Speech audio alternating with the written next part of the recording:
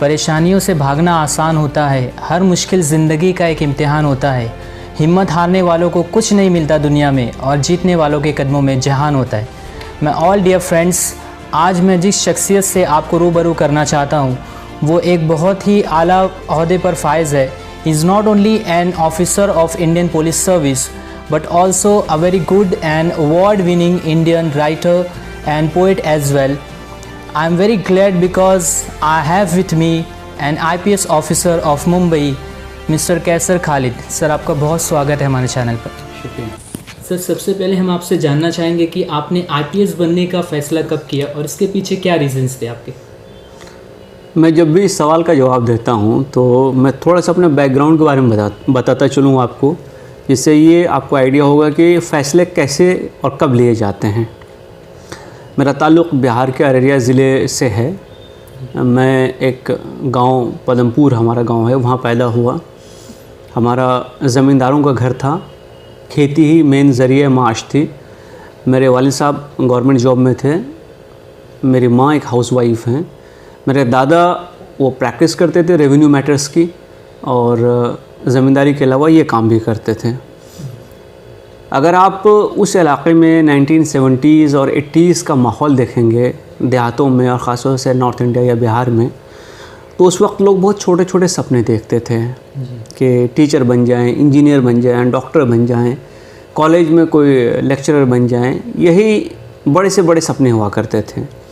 उसके आगे कभी लोग ये सोचते नहीं थे कि वो सिविल सर्विसेज में भी बैठ सकते हैं, या और जो बड़ी नौकरियां हैं इंडिया में या इंडिया के बाहर, जैसे किसी कंपनी का CEO बन जाना, जैसे इंडिया का एम्बेसडर बन जाना, किसी डिपार्टमेंट का सेक्रेटरी बन जाना, पुलिस में DGP बन जाना, या इंडिया के बाहर जाकर कोई अच्छा काम करना, नाम पैदा करना, ये सब ख्वाबो ख़याल में भी नहीं हुआ करता था। और लोग डराते थे बड़े सपने देखने से, और उसकी वजह ये थी कि उनको ये लगता था कि हम इससे ज़्यादा क्या कर पाएंगे, कहाँ तक जा पाएंगे। आज भी बहुत सारी जगहों में यही माहौल है कि जैसे आप कोई सपना देखेंगे तो लोग फ़ौरन कहेंगे, अरे तुमसे होगा, तुम्हारे लिए कौन बैठा है, तुमको कौन लेगा, तुम्हारे लिए नौकरी है, तुम्हारे कोई रिश्तेदारी है, तुम्हारा कोई बड़ा है, कोई रिश्तेदार वहाँ बैठे हुए हैं, तुम में ऐसा क्या है। लोग डराते हैं। लेकिन मैं उस ज़माने में भी पढ़ने का बड़ा शौकीन हुआ करता था, और मैं किताबें पढ़ा करता था, जो किताबें मिल जाएं। कभी वो कहानियों की होती थी, कभी अफ़सानों की होती थी, कभी नावलों की होती थी, रिसाले जो आते थे वो होते थे। तो इन तमाम चीज़ों को जब आप पढ़ने लगिएगा तो आपको आपके माशरे से बाहर भी एक दुनिया नज़र आएगी, वो दुनिया जो शायद हमने देखी नहीं थी। तो मैंने हमेशा बड़े सपने देखे। मेरी कोशिश ये रही थी कि जो सब लोग करते हैं उससे अलग हट के भी कुछ किया जा सकता है। लोग बहुत डराते थे, कैसे होगा, कौन जानने वाला है, कौन रास्ता बताने वाला है, इसका पहले कोई गया है क्या। जिस जगह पे कोई नहीं गया है, अगर कोलंबस भी या वास्को डी गामा भी या कैप्टन कुक भी उस जगह पे नहीं जाते, तो शायद आज दुनिया में हम अमेरिका या ऑस्ट्रेलिया या हिंदुस्तान आने का जो नेवल रूट, बहरी रास्ता है, ओशनिंग रूट है, हम डिस्कवर ही नहीं कर पाते। तो वो सपने मैंने देखे, और मैंने हमेशा ये कोशिश की कि मैं उनको हासिल करूं। तो धीरे धीरे जब आप अब यूँ समझ लीजिए कि गेट खुलते रहते हैं, जब आप उस हवाले से पढ़ने लगते हैं, कोशिश करने लगते हैं, लोगों को पूछने लगते हैं, तो इन तमाम चीज़ों को देख करके ये लगने लगता था कि हम लोग क्या उस जगह पर नहीं पहुंच सकते हैं जहाँ ये पहुँचें। तो ये फिर मैंने कोशिश की, और ये बिल्कुल आप ये कहिए कि फ़ैसला कर लिया कि अब करो या मरो, जो करना है उसके लिए जितनी मेहनत करनी है, जितनी जाँफशानी करनी है, जितनी कोशिश करनी है, लेकिन पहुँचना है। इसमें बहुत सारे लोग आते हैं जो आपकी हिम्मत को बढ़ाते भी हैं, बहुत सारे लोग रास्ता भी दिखाते हैं, और बहुत सारे लोग ये कहते हैं कि अरे हंसते हैं आप पे, आपको दीवाना कहते हैं, आपको पागल कहते हैं, आपको बेवकूफ़ समझते हैं, और कहते हैं अरे छोटी मोटी कोई नौकरी कर लो, अपने अच्छे से ज़िंदगी गुजारो, ज़मीन तो तुम्हारे पास है ही, खेती कर लेना।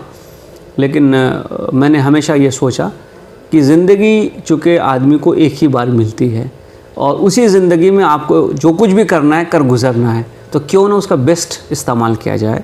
सो कोशिश मैंने ये की कि मैं उन सपनों के पीछे भागूं, चलूं, उनको हासिल करूं, और अल्लाह का शुक्र मैं मानता हूं कि मैं इस मकाम पे पहुंच पाया।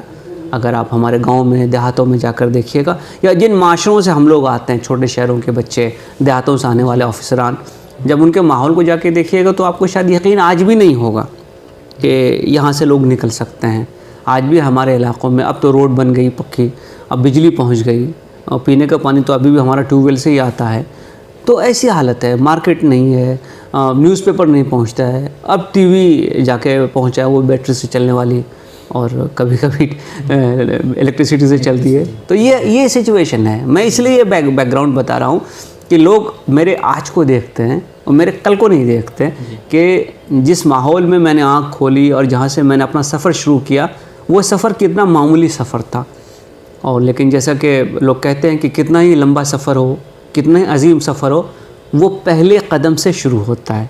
तो पहला कदम तो आप उस डायरेक्शन में लीजिए, और आप इस बात को पाइएगा कि अगर आप अच्छाई की तरफ जा रहे हैं तो आपको मदद करने वाले लोग भी बेशुमार हो जाएंगे, जो कहाँ से निकल पड़ेंगे मामूली पता नहीं, लेकिन वो आपको गाइड कर देंगे, समझा देंगे, बता देंगे। और मैंने ये पाया है कि जो भी आदमी इल्म की तलब रखता है, नॉलेज का सीकर है, उसको नॉलेज देने के लिए बेशुमार लोग खड़े हैं। आप सिर्फ मांगिए, आपको मिल जाएगा।